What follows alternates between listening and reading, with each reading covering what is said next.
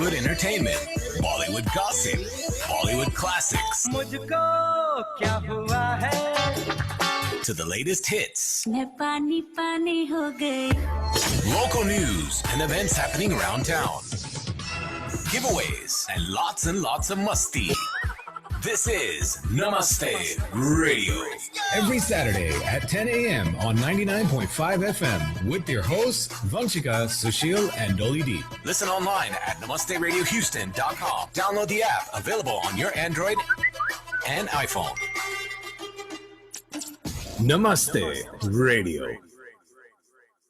Welcome to India House Houston. India House is a non-profit organization that serves the community by bringing resources, education, and services to Houstonians like health and fitness programs, language classes, charity clinic, and various events. Help the community now. Sponsor a program or volunteer for free food distribution at India House. Host your next indoor or outdoor events at India House facility, parties, weddings, or corporate events. Located centrally at 8888 West Belford, Houston. For details, call 713-929-1900 or visit indiahouseinc.org. Follow India House Houston on Facebook, Instagram, and Twitter.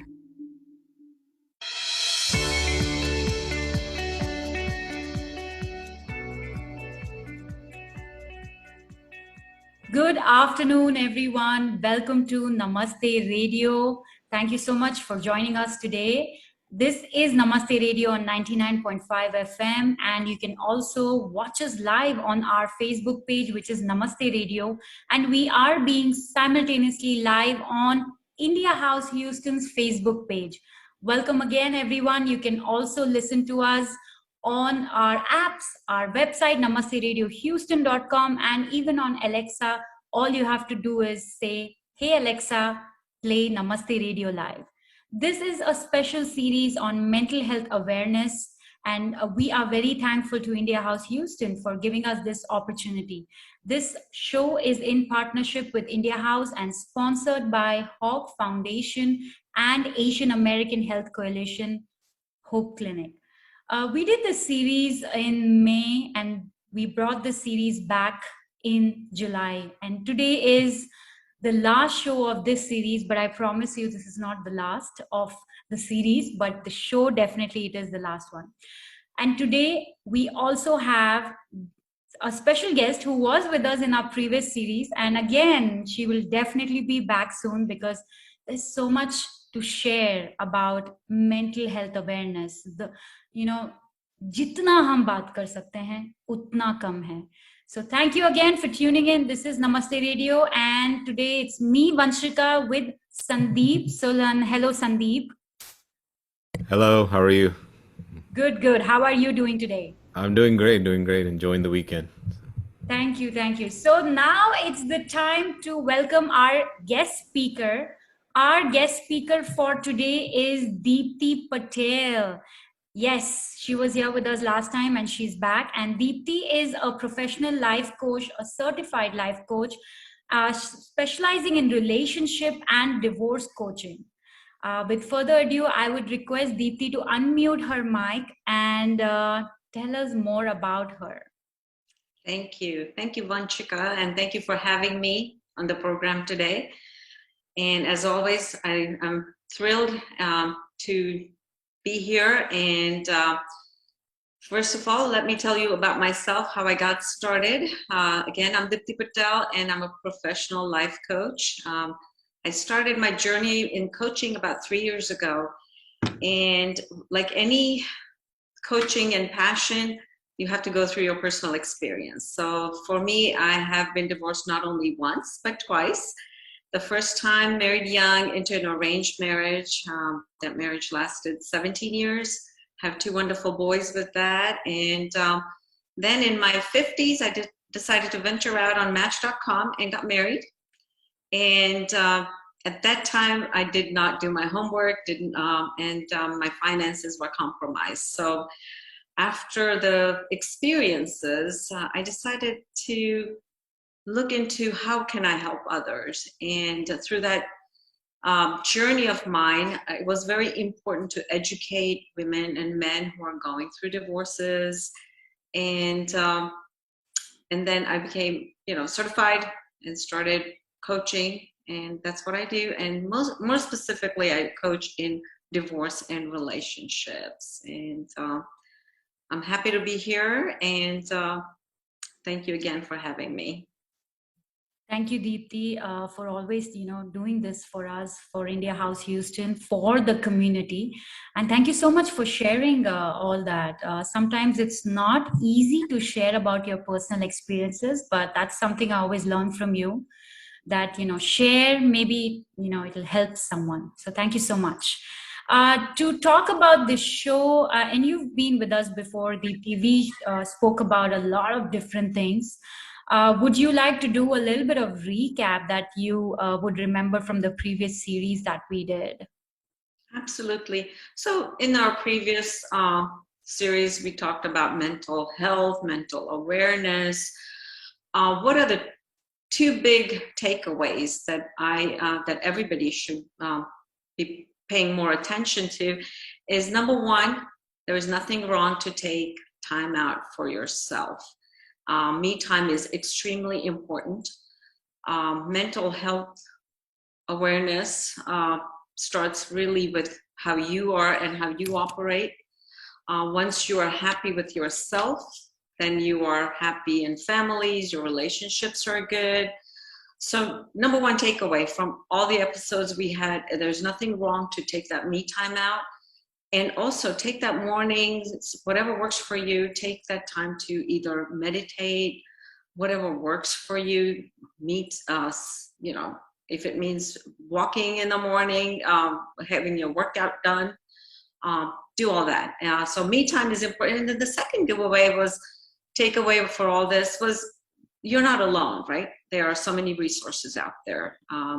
India House is part of it, all the other foundations, nonprofit organizations, and also professional help. So you're never alone in this journey. And going forward, leave the past alone. How do you improve yourself starting tomorrow? And here are the resources. So big takeaways there.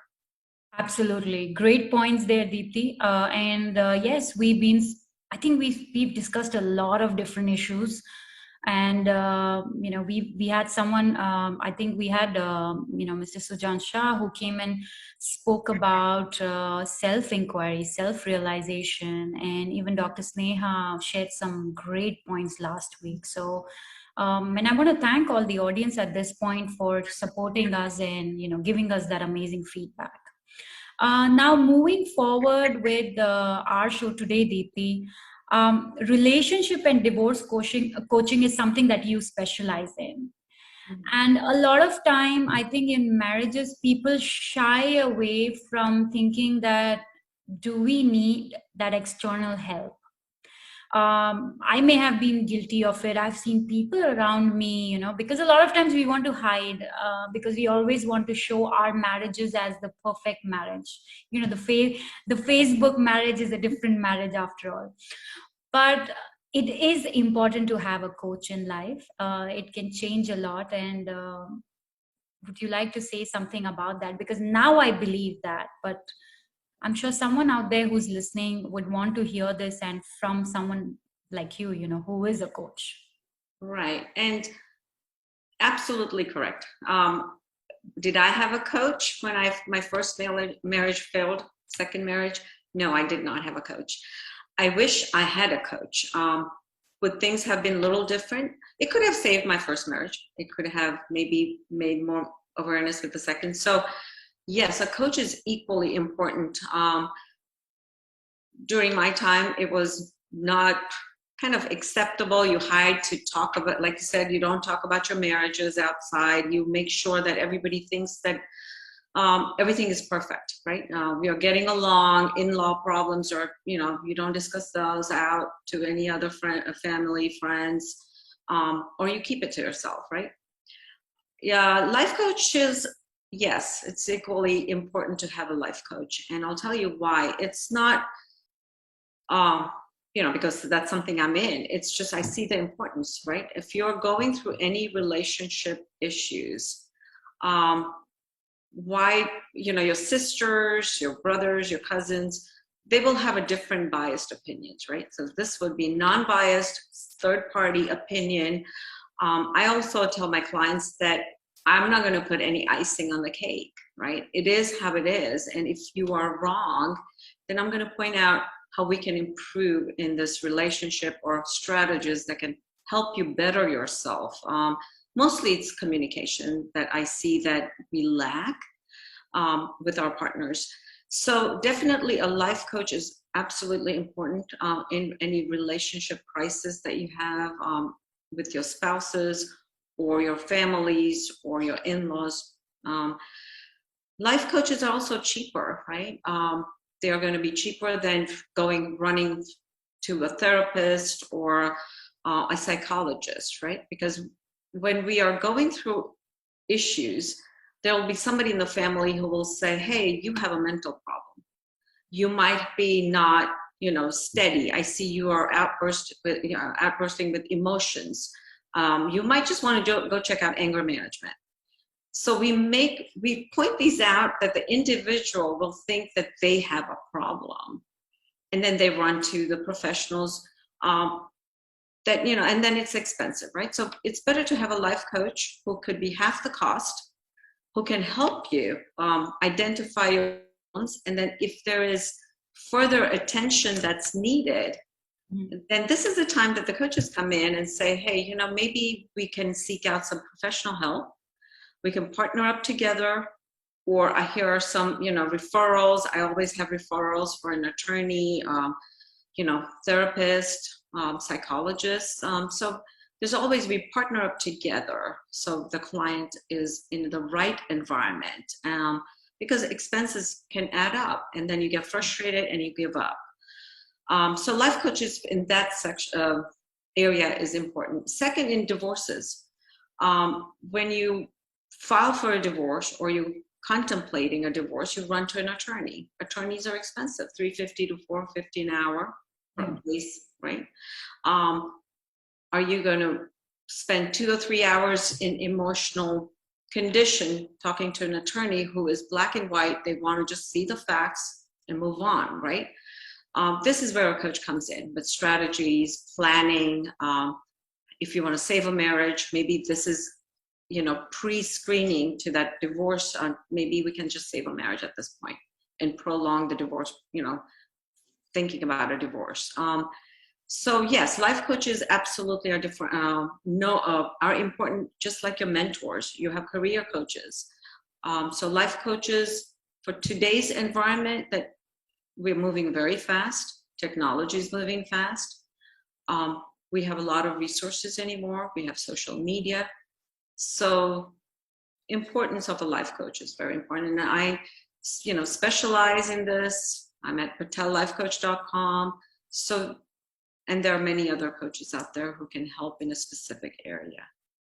And can you give me your website again? If someone who's listening to us right now would like to, note it down or, come back to it later. Absolutely. Just Google for Dipti Patel at patellifecoach.com, my last name, lifecoach.com. And through there, if you want to send me a quick message, it just comes directly to my email. And my phone number is listed on the website, and it is patellifecoach.com.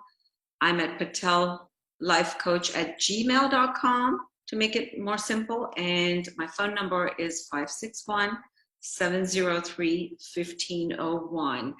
So you can reach out at many different formats. And also I do volunteer Tuesdays specifically for India House. It's a free opportunity for you to at least have a conversation with me for 45 minutes. And you have to sign up for that and take an opportunity to, sign up, and at least we have a 45-minute conversation and I can give you some guidance, suggestions, and whatever questions you have. And it's absolutely free. So I think that's one of the best ways to take advantage of it. Like just get to India House Houston. That's India House Inc. inc.org, and you will find a lot of all the information there. And just call India House directly and get that appointment for Deepti Patel, and she'll be able to help you. And you can get more sessions with her as you move forward. Those are great points, Deepti, and I truly believe, like you said, with examples around me, that we need guidance. As much as we may think that okay, we don't need it, but it is very important, because a lot of times there are things that a husband and wife would not agree on totally, but if a third person brings it up to them and tries to explain it to them, I think they can see the reason and try to kind of reach that middle ground. But tell us about some benefits. I know you touched about it, but tell us about that. So the benefits of having a life coach. Yeah.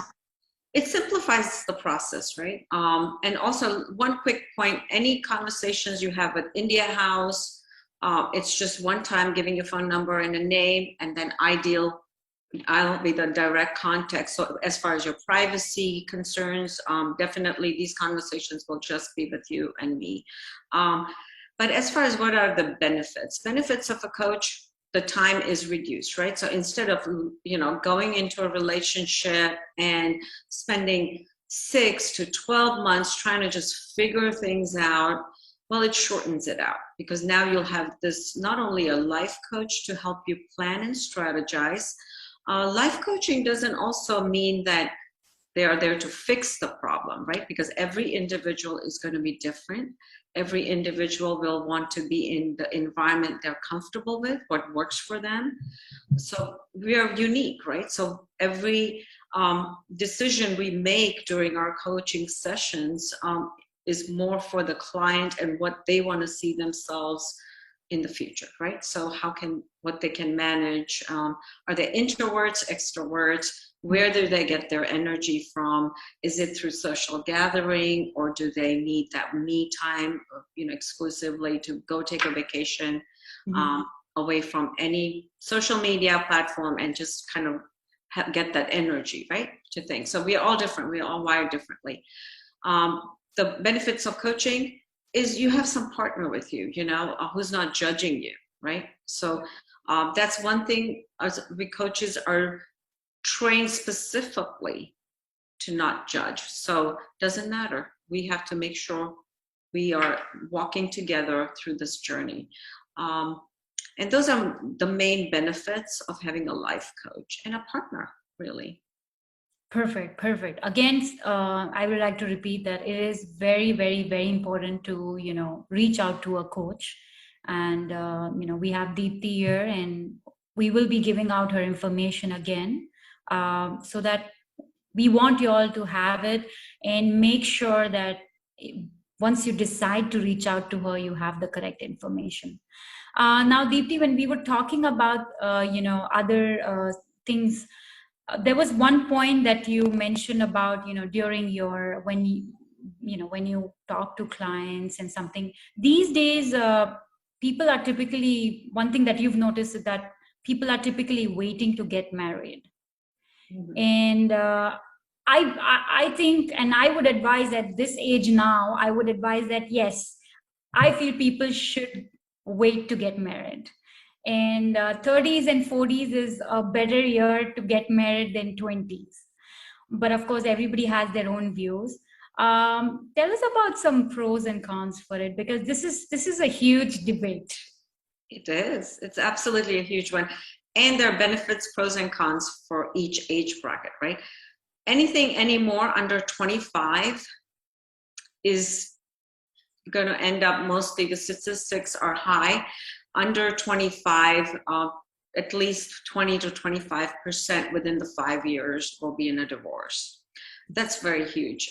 So not recommended, but I've seen also generations, right? That things are changing. People now wait because they've seen their own parents' marriage fail, or people are in marriages for too long, it's expired marriage, let's put it this way, but we Yeah. just stick it out. So under 25, not recommended. 25 to 30, that's a good age to get married. And then, because it's not like the old days where we are all living together anymore. I think the parents have learned that, the kids who do get married, they have their, especially in the Asian community I'm talking about, that they have their privacy, their independence, and usually they end up living together and, separately, marriage, and they start a nuclear family. So that's not a bad age. Waiting to, ideally, if you're in your 30s, is a good perfect age. By that time, you should know what you really want. Hopefully, you've been dating 3 to 5 years.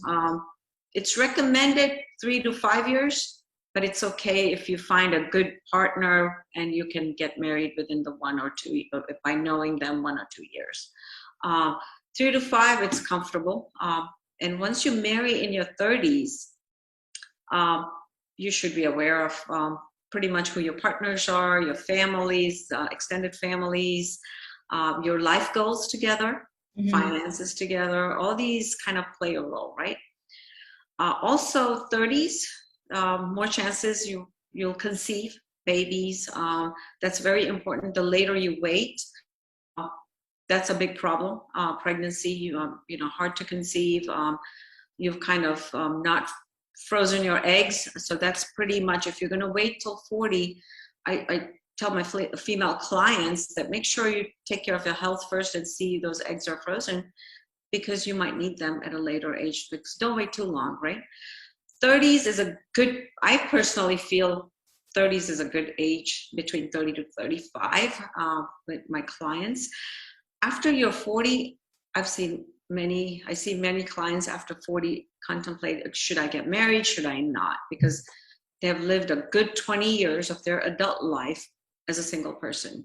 Yeah. And they're extremely happy with the freedom, right? So now my male clients, they have a very difficult time because the women are not easy to, they don't compromise with a lot of stuff, because the independence for it has been just, big priority for both genders, really.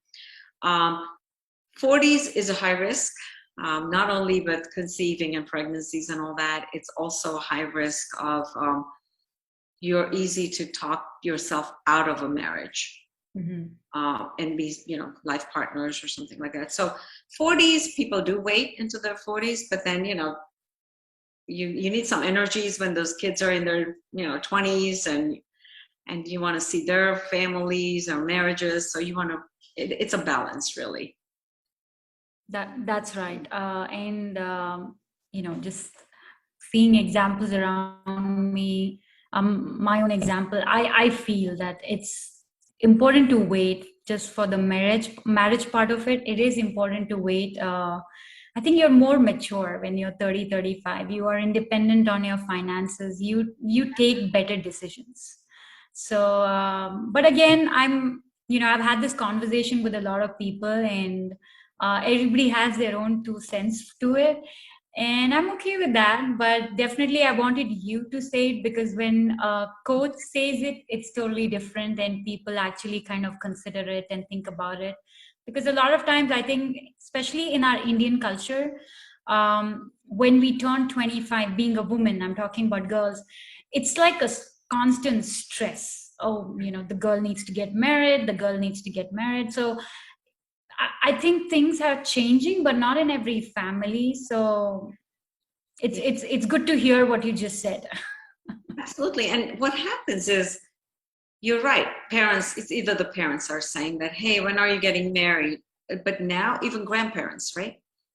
When is my grandson going to get married? I want to live until the babies are here. Those kind of pressures are added pressures, right? So that just confuses. So at some point, I just tell the parents to just say, hey, grandma, grandpa, hold it off a little. But yeah, and every family is different. Every environment is going to be different. Some will be really, really ready to marry at 25 because they have a family support. And some can wait it out. Another big challenges I see is, do you live with your partner, before you get married? Living together will be different. It's a challenge right now for many of our young couples who want to get married. But in 5 years, it's going to change, where we'll have the next generation come in and say, I want to really live with a partner before I can say I want to get married or not. So parents, be aware that's coming up. And I see that a lot, where, these discussions are important. That's right. So at this point, we will take a short break, a very short break. But before that, Deepti, can you share the website again, please? Absolutely. You can reach me at patellifecoach.com. And my email is easy, patellifecoach@gmail.com. And my phone number is 561-703-1501. And all the information is at the website. Thank you. This is Namaste Radio, and the show is in partnership with India House Houston. We want to thank India House Houston for this opportunity, and also want to thank Hog Foundations for sponsoring this show, and Asian American Health Coalition. Stay tuned. We will be back after the short ad break. We have a lot more to talk with Deepti. So stay tuned.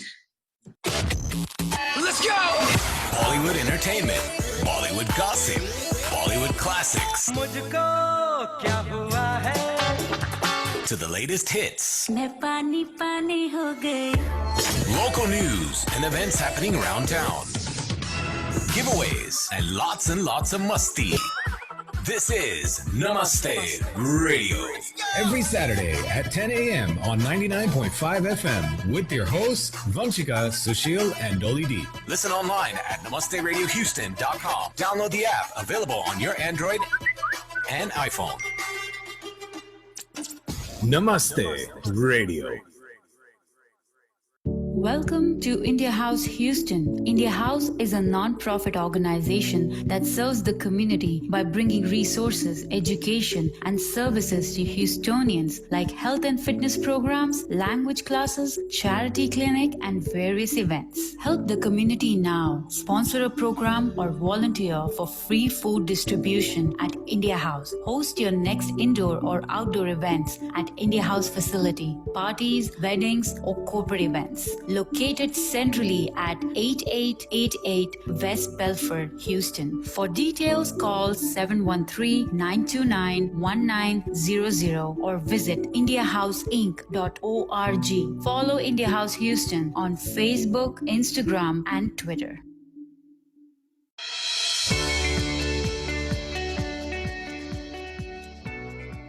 Welcome back. You are listening to Namaste Radio. We are live on Namaste Radio's Facebook page and on India House Houston's Facebook page. And of course, you can listen to us on the frequency 99.5 FM and Namaste Radio's app. It could be Android or iPhone. Our website, namasteradiohouston.com, or Alexa. All you have to say is, hey, Alexa, play Namaste Radio live. And today we are in conversation with Deepti Patel. She's a certified professional life coach specializing in relationship and divorce coaching.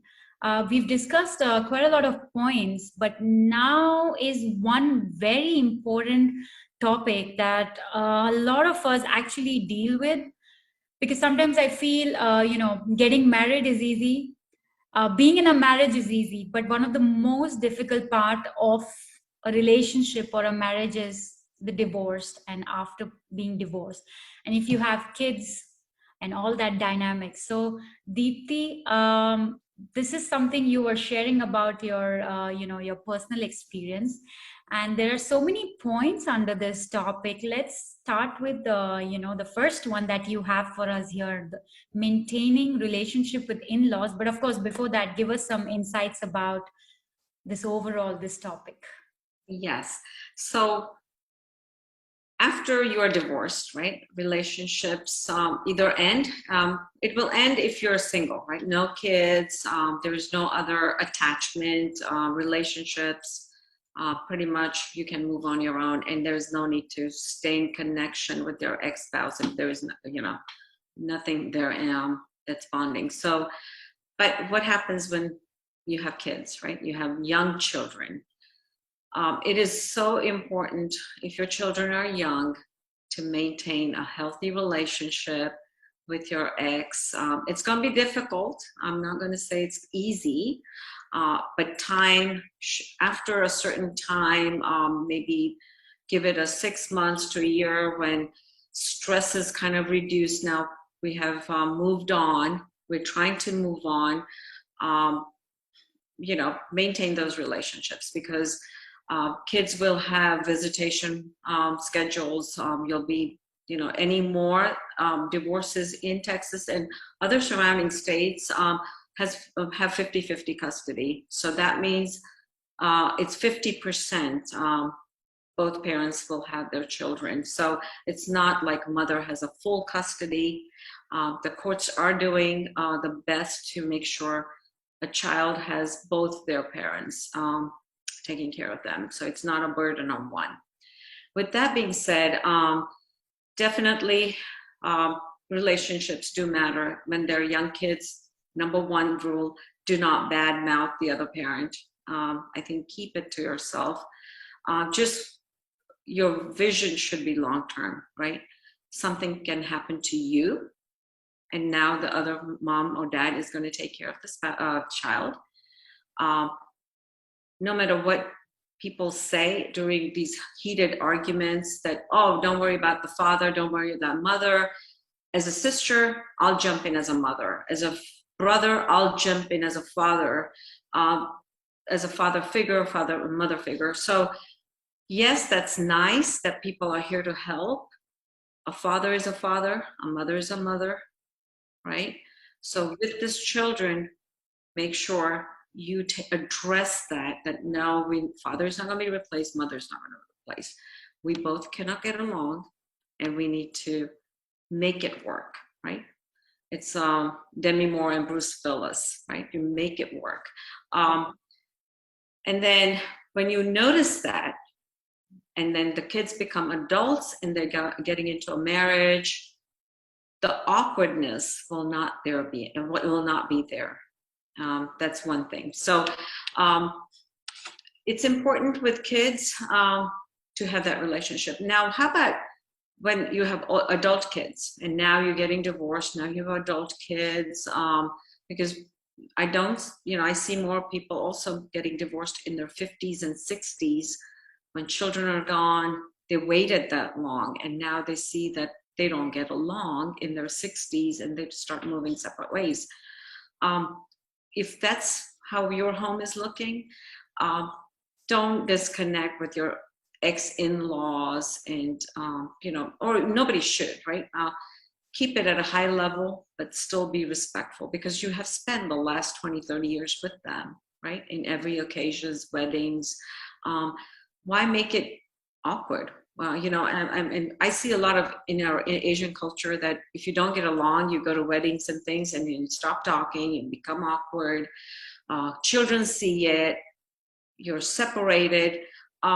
Is that all necessary? The goal is you're there for the occasion of the person, right? If your child is getting married, it's about them. It's about that person, right? It's not necessarily about your relationship with others or, things like that. So extremely important. And myself, I did go through that. My son did get engaged past weekend. And now I had both sets of the families, right? My ex was there with his ex-wife and child and all that. And then same thing with my own family was there. And, I have to say, it's not only about your ex-spouse and, that immediate family, it's also extended family.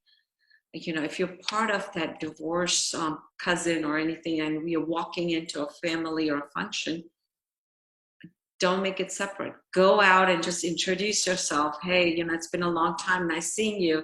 Have those conversations. And I have to say, from my personal experience, I saw both families just go in, may have conversations, and really not think about the past. And, really they knew what the occasion was, and they were just, at a high level, even if you didn't feel fine, you made it it worked and everybody was happy and they moved on.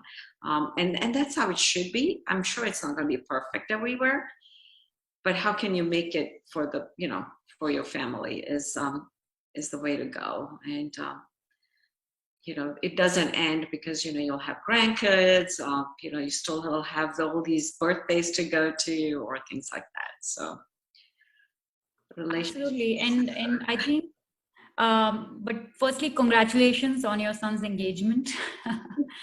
And hats off to you. Just think, hearing it, I know it could have been very stressful, not in a bad way, but there's a lot to manage. And I think one of the most difficult thing is human emotions to manage. But the way you said it, that if we keep a respectful balance, from the start, it's important. And one very important point which you mentioned, Deepthi, today, I totally agree, is if you have kids in common and you got divorced, it's okay, but it's very important not to badmouth your spouse or your ex-spouse in front of the kids, because you may get another husband or a wife, but for that kid, she's the mom in their life, and for that kid, he's the dad in their life.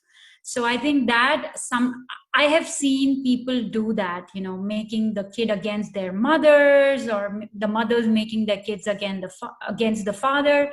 And I think that is really something that we as a society should change and accept. I think even divorce in our Indian culture was a taboo, but things have changed. We kind of don't force the couple to be in a marriage which they don't want to be, and it's a good thing. But at the same time, I still feel this dynamics, the after the divorce dynamics, it's still pretty unacceptable in our Indian culture compared to what we see here in the American culture. What do you have to say about that? Like when people, tell you that, no, I don't want to see them, I don't want to do, what do you have to say about that?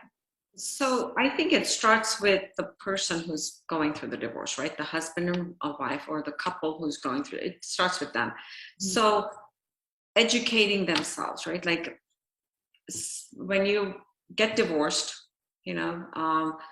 and your ex-spouse, he's getting married, and now, you have a female in the house, a mother. A mother could be bringing another child into the family.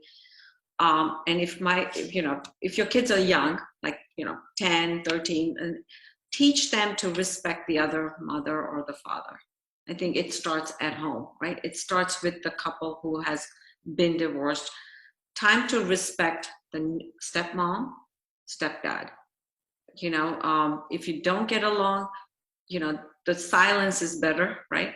Mm-hmm. Don't need to throw your opinions or anything. Just make sure it's all inclusive.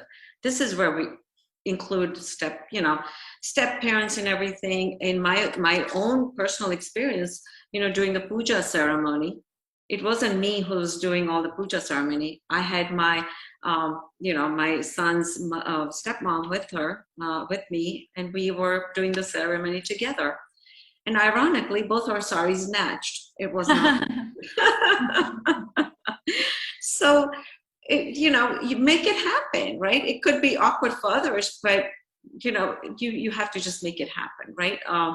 So teach your children not to separate that. If one mom is not available, the other one will be. And I think in my case, it showed that the other mother was included in every part, and so did she. I mean, she cooked a lot and everything, and it wasn't like your job or my job, and we were all together and we made it happen.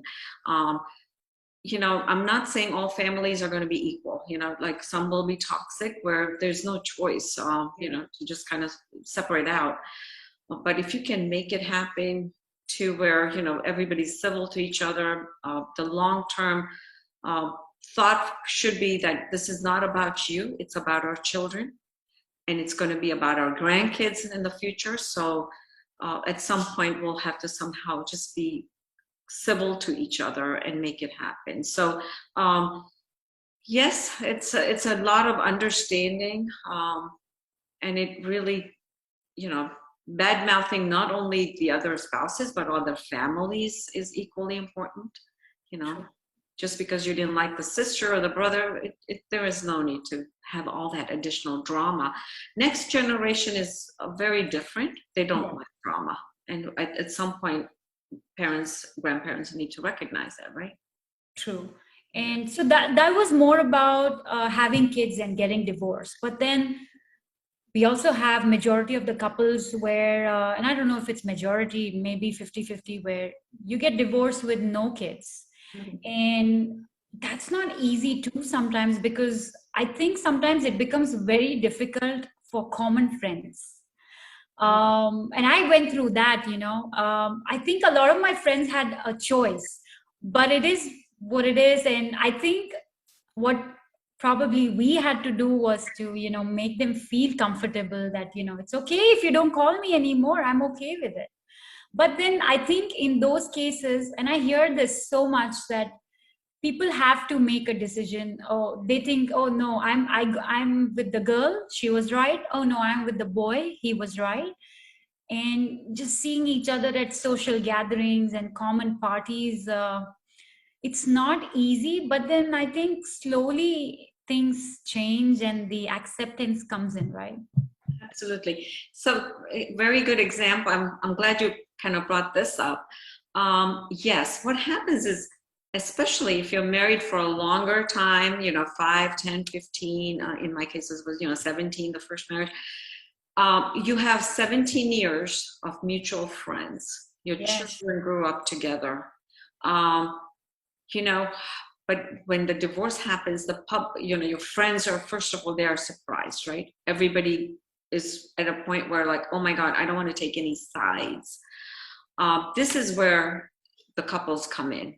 This is where you educate the other families. So if I have some friends and they're having a big party, and they don't talk about inviting the other, ex-spouse, but the kids are there that weekend, how do you deal with all this?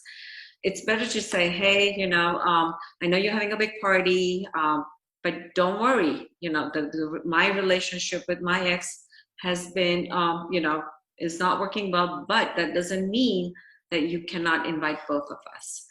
Please, feel free to invite both of us. Children, we will definitely be at your occasion. And if you're in a good communication with your ex-spouse, let them know it's not about us. We're just going to go attend the party, make it high level. We're not going to discuss ourselves out there, and have fun, right?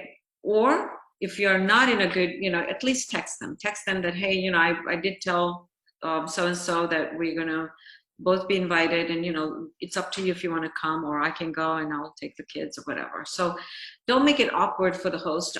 Just let them know that we are going through it, but doesn't mean that you shouldn't invite both of us. And I recommend, even if your friends are going through a divorce or anybody else in the family, that it's, I love you, I love, they were part of our lives. I'm going to send the invitation to both, and feel free to come, and let it be out there, but say nice words. And I think a lot of people these days and age will understand, because they don't want to be embarrassed out and shouting match. Nobody wants to do that. Absolutely. And I totally agree. I think if I am one of a common friend, and if someone's lived together for so long, you have to have common friends.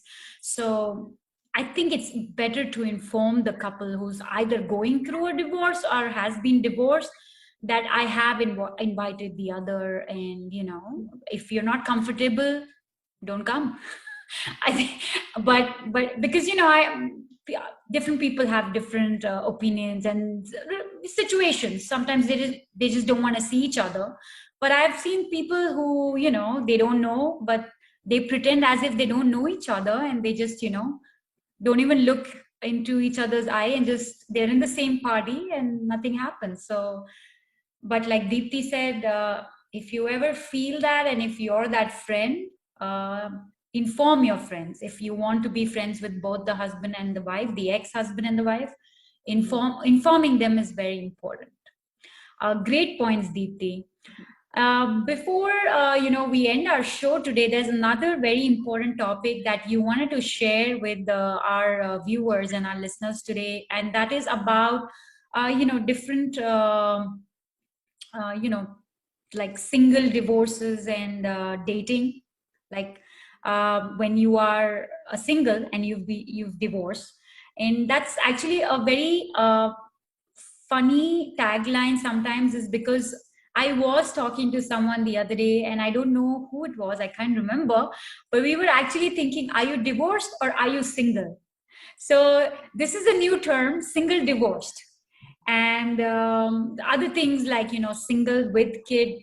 So that's single divorce with kids or adult kids. So tell us about that. Yeah, so absolutely. This is where you want to expand yourself, right? Don't hide in a room. Divorce is okay. Divorce is healthy sometimes in relationship, to move on. And, I've seen like people hide their divorces. And my divorce, when I was 40, I got divorced. And when I went to the Indian community, and one lady approached me and said, "Oh my God, you're divorced. I'm so sorry to hear that. Well, I just want to kind of tell you that I've been divorced too for many years." Who would have known? Nobody knew in the community. It was a small town. She was actually a divorced woman. Husband had left, raising two girls. And the story behind all that was dad's working and he's out of town. That's why he never showed up at any events. Very unhealthy, but it was the time. You didn't want people judging you. Anymore, there is a lot of focus groups. There are a lot of networks. There is meetup groups. So, if you're single and you don't have children, there are meetup groups for that. And I think Houston is the one who just started last week. You had a show and they said there's a divorce group that in Houston started. So look into these groups and be part of these groups, because you might be going through something personal that somebody else is already going through. And if you share those ideas, what's working for one, and, it's a way to go. It's just like alcoholics. You have your groups for that. You have your groups for how to lose weight. This is no different. So, and be specific, single with, no children, right? If you're single and you have maybe young kids, there are groups for that. There are, Facebook, social media, a lot of resources out there. And then we have, divorce with the adult kids, how to deal with adult children. So all these groups, I recommend even going to these groups. There's, it will also be beneficial for the kids, because kids will participate, with other kids. Divorce Care America is one of the resources out there through the church. It's not affiliated with any religion. It's just pretty much all churches will offer it, and anybody can, I recommend even our South Asian community sign up for the classes. It's a 13-week class, but it's going to show each and every step of, what a divorce looks like, what dating looks like, finances. So you want to go through all that for just your knowledge, right? In there, you'll see your kids will talk to other kids about what their feelings are about their own parents going through divorce. Mom's always upset, dad's in anger. How to deal with this, because your children are watching you. Mm-hmm. Those are important things, right? So getting back to, what needs to be, the conversations needs to be open. And dating, getting back to your question on dating, it's okay to date, right? Depends on the individual. Some individuals, if you don't want to date, that's okay. They go and divert themselves into their hobbies or what they really want to do. And maybe relationships are not for them. But some, if you're in your 30s and 40s and 50s, I suggest identify yourself first, figure out who you are, what do you want. Give yourself a break for 6 to 12 months, no dating. and get yourself healed, right? Then go ahead and put yourself out there for dating. If you're an adult, like in your 40s and 50s, a little later, the children, do your homework. I did not do my homework, and I was compromised with my finances. So second marriages, prenuptial agreements are very important, because now you build assets and all that. So don't go blindly in a relationship with the second or third marriages, not having a prenup or some kind of legal document in place. So dating is, 40s, 50s, be out there. You don't be ashamed of anything. Even I've seen 60-year-olds have their group, and because and encourage your parents, if you're young adults, encourage your parents to date. Doesn't matter 60s or 70s, because you know what, if you don't, guess what, parents are moving in with you, right? So do you want to take care of the parent at age 60 to all the way 90s and 100s? Give them their space, let them go experience relationships. So depends on who you are, and how you feel.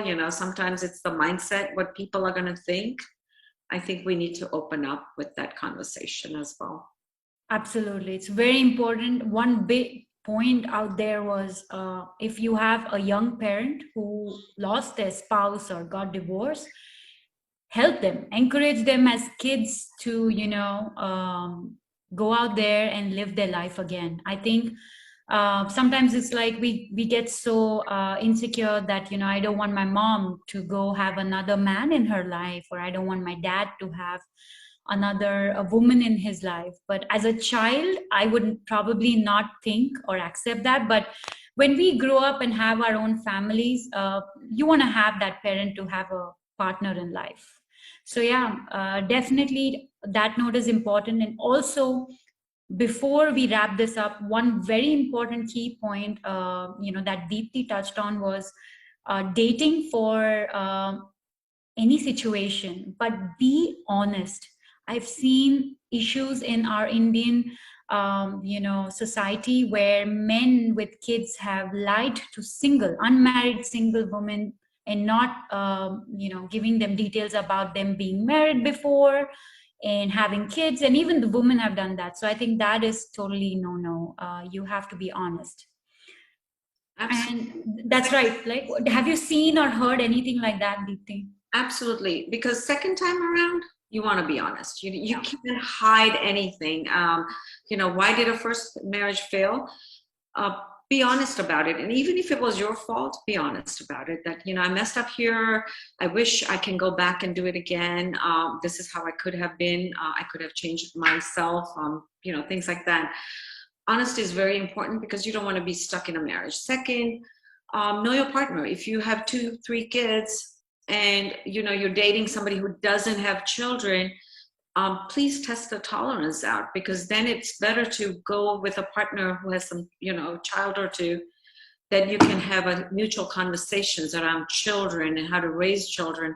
Because I've also seen that, you can go thinking, oh, I don't want any more kids, I have my own kids, go into a marriage, and then the other one doesn't have any kids, and it doesn't work out because they don't have the same tolerance. They, they never had their own kids, to how to deal with kids, right? So I've seen that. So that's very important. Honesty is very important. Absolutely. Thank you, Deepti, for all those important points today. And at this point, yes, we have reached the end of our show today, and end of this series of mental health awareness in Asian Americans.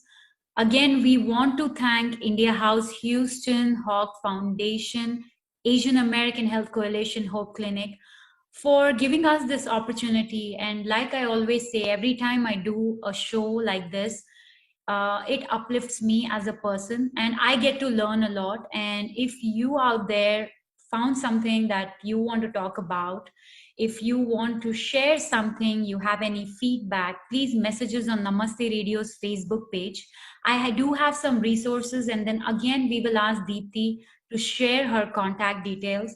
One resource that we have is Hope Clinic. You can always reach out to any of their counselors. They will be able to help you in any of the topics that you want to talk about. But the very important point is you need to get ready to talk about whatever you want to talk about. The number is 713-773-0803, extension 258. That's their behavior department at Hope Clinic. And of course, at India House Houston, that's indiahouseinc.org, they have the relationship coaching by Deepti Patel every Tuesday, 5 to 7 p.m. All you have to do is call at India House Houston for appointments, and they will connect you with Deepti. The number to call is 713-929-1900. And Deepti, can you share your contact details now once again? Yes, absolutely. And you can reach me at patellifecoach.com, and my number is 561-703-1501. And once again, like when Chika said, send information about topics that you really want to cover, because we all covered everything at a high level, and there's always a deep dive that we can do with these conversations and open up the phone lines to just talk more about any particular area. So definitely thank you, Vanchika, and thank you for your group to have me here, and I appreciate it. Thank you, Deepti. You've always helped us with this show, last time also, this time also.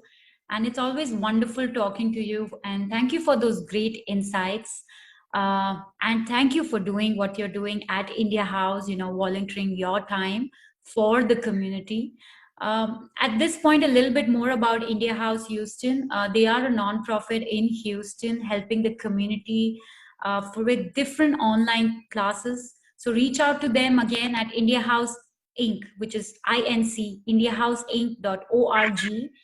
And that's the best way to get in touch with them. Follow them on Facebook, Instagram, Twitter.